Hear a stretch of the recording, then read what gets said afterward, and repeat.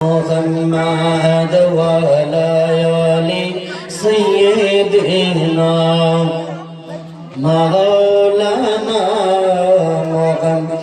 শুধু তাই নয়, মা আমেনার ঘরের ভিতরে হাওয়া এসেছে, মরিয়ম এসেছে, আসিয়া এসেছে, জান্নাতের রমণীরা এসে আমার মা আমেনার খেদমত করা শুরু করে দিয়েছে। মা আমেনা খেদমত করা শুরু করে দিয়েছে। তখন মা আমেনা ডাক দিয়ে বলতেছে, আপনাদের পরিচয় কি? আপনাদেরকে তো আরবের জমিনে কখনো দেখি নাই। মা আমেনাকে ডাক দিয়ে বলে, আমি আসিয়া, আমি মরিয়ম।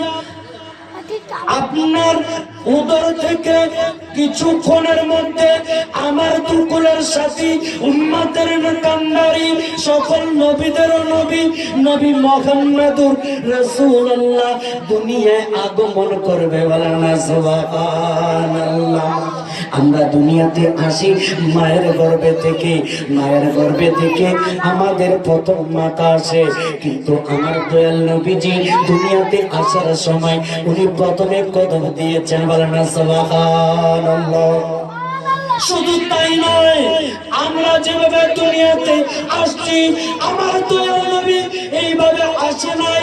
আমরা মায়ের গোপন জায়গা দিয়ে এসেছি, কিন্তু আমার দয়াল নবীজি নাভির এক পাশ দুই ভাগ হয়ে যাওয়ার পরে আমার দয়াল নবীজি প্রথম আপনার কদম রেখেছে।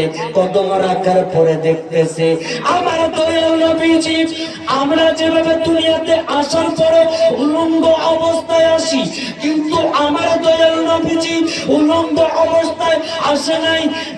আপনার আমার নবী জান্নাতি পোশাক, জান্নাতি লেবাস পরে দুনিয়াতে আসছে।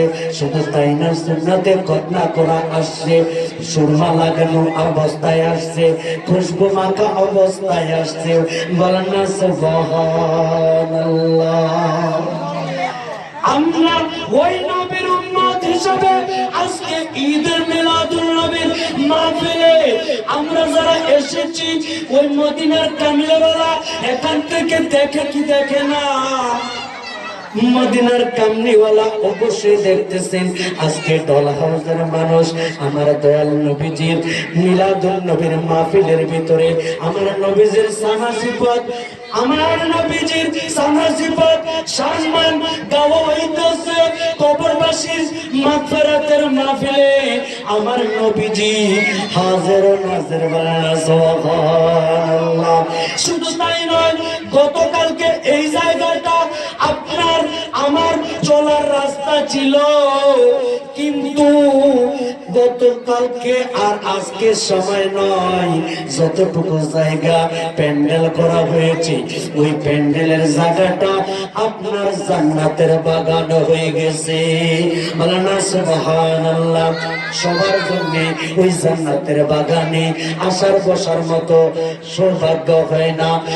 হাতে ধরে পায়ে পড়ি রে ভাই, আজকে দয়াল নবীজির আগমনের মাহফিল, ঈদে মিলাদুন নবীর মাহফিলে আসো, বসো।